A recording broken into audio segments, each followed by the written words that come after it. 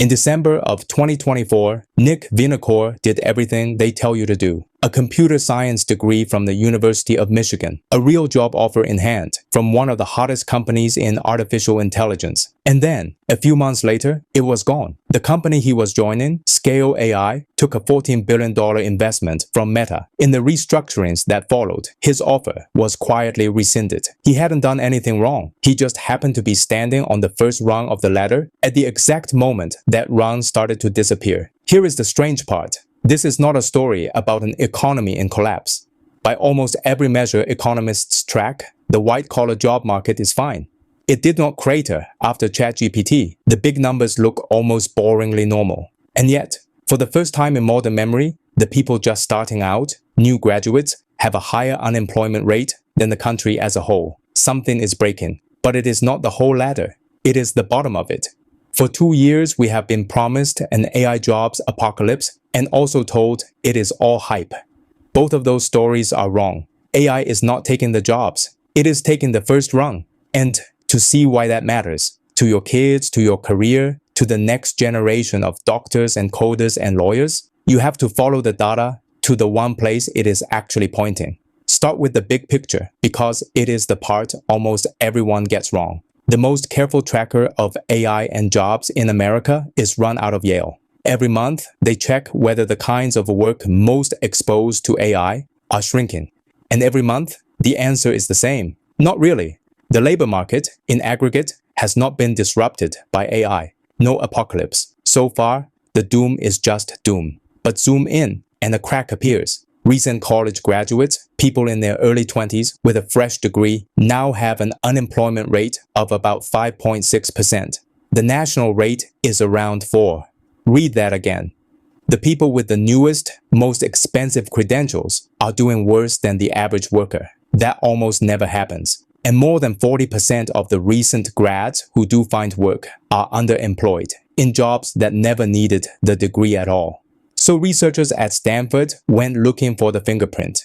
They got their hands on payroll data for roughly 25 million American workers, and they split it by age. What they found is the most important chart almost nobody is talking about. In the jobs most exposed to AI, software development, customer support, junior analysis, workers aged 22 to 25 saw their employment fall by about 6%. In the same jobs, at the same companies, older and more experienced workers did not fall at all. They grew by 6 to 9%. The young go down. The experienced go up. Same desk. Same title. The only difference is who is sitting there. The lead economist called it one of the fastest, broadest shifts in the labor market he had ever measured. Why would AI hit the youngest workers and spare the rest? Because of what entry-level work actually is.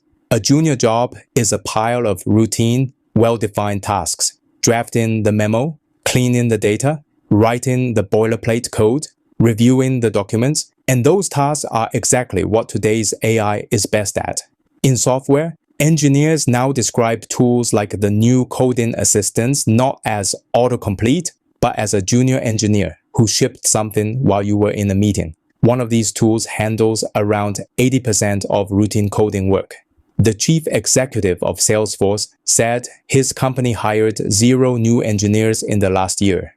In banking, it is even starker. This June, reporting revealed that Wall Street banks are cutting their junior analyst classes by as much as 2/3. The president of Goldman Sachs called the bank's junior analysts a human assembly line. The head of JP Morgan said it plainly. This technology will eliminate jobs. And in law, the chief executive of one leading legal AI company put it like this. What used to take a team of associates 2 weeks now takes 45 minutes. So companies do something that feels perfectly rational, one hire at a time. They do not fire the senior person, they just stop hiring the junior. And then they raise the bar. Job postings that used to ask for 2 to 4 years of experience are vanishing. Postings demanding 5 or more are rising.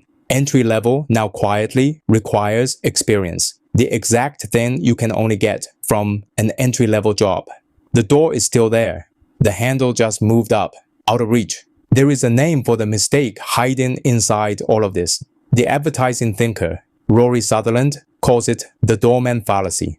Imagine a hotel decides its doorman only opens doors. A door can be automated, so they replace him. But the doorman never just opened doors. He hailed the taxis, watched for trouble, remembered the regulars, and made the whole place feel like somewhere worth being. Reduce a rich human role down to its single visible task, automate that one task, and you destroy all the value you could not see. The entry-level job is the doorman. Yes, a junior analyst makes slides, but the real, invisible job of a junior anything is to slowly become a senior. The grunt work was never the point. It was the classroom. More than 60 years ago, the Nobel economist Kenneth Arrow gave this idea a name: learning by doing. You do not learn judgment from a lecture. You learn it from doing the small, real tasks over and over until one day you can see what a beginner cannot. A Federal Reserve paper this year put it bluntly: the tasks that fill entry-level jobs are not low-value work. They are the curriculum through which workers become valuable later. So here is the trap. Today's graduate needs experience to supervise the AI, but they cannot get experience because the AI is doing the very work they use to learn on. As one expert warned the banks, senior judgment cannot be manufactured laterally. You cannot hire a wise 50-year-old expert who was never a clumsy 23-year-old beginner. Cut the bottom rung today, and in 10 years, you do not just have fewer juniors. You have no seniors. Now, here is where honesty matters, because this is the part that separates the real story from the panic. We cannot actually prove that AI is the cause. The Stanford fingerprint is real, but the Federal Reserve Bank of New York looked at the same young graduate slump and concluded that as much as 64% of it can be explained by something completely different: remote work. Companies stopped hiring juniors into work-from-home roles because you cannot really mentor someone over a screen. Add in the hangover from overhiring during the pandemic boom and high interest rates that froze hiring everywhere, and you have at least 3 suspects in the room. The data cannot yet tell them apart. But notice, every single one of them points at the same victim, the first rung. If that feels frightening, history has a strange comfort to offer, and a warning. In 1969, a machine arrived that everyone agreed would wipe out an entire job: the automated teller machine, the ATM. Surely, the more ATMs, the fewer bank tellers. So watch what actually happened. Between 1990 and 2010, the number of ATMs in America went from about 100,000 to 400,000, 4 times as many machines. And the number of bank tellers, it went up from around 500,000 to 600,000. How? The ATM did cut the number of tellers each branch needed from about 21 down to 13. But that made branches cheaper to run. So banks opened far more of them, about 40% more in the cities. More branches meant more tellers, and the job itself changed from counting cash to building relationships. The machine did not kill the job, it transformed it and grew it. But here is the warning we have to be honest about. Bank tellers did eventually decline, just not because of the ATM. It was the smartphone decades later. And there is a crucial difference this time. The ATM automated the teller's task and kept the teller. Today's AI automates the junior's task, and the company keeps the senior and skips the junior. That is the new thing. That is the rung. So what do you actually do about a broken rung? You rebuild it. And that work has already started. The most hopeful number in this whole story comes from a survey of 1,500 employers this spring. Among the companies adopting AI, the ones increasing their entry-level hiring outnumbered the ones cutting it by almost 3 to 1. And here is why. 42% of them said AI had increased the analytical, judgment-based work they give to juniors, while it stripped away the routine busy work. They were not deleting the junior job. They were redesigning it upward. That is the new first rung. If the AI writes the first draft, the new entry-level job is to critique it, test it, secure it, and explain it. Some firms have a name for it already: the AI editor. Whole new categories of work are appearing. People who supervise fleets of AI agents. People who stress test AI for the moments it fails. And the government is moving too. This spring, the United States Labor Department put nearly $250 million into building AI-skilled apprenticeships.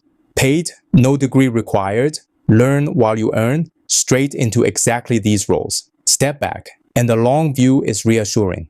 Every wave of automation before this one, the ATM, the spreadsheet, the calculator, destroyed tasks and whole categories of work, and then created more jobs than it erased.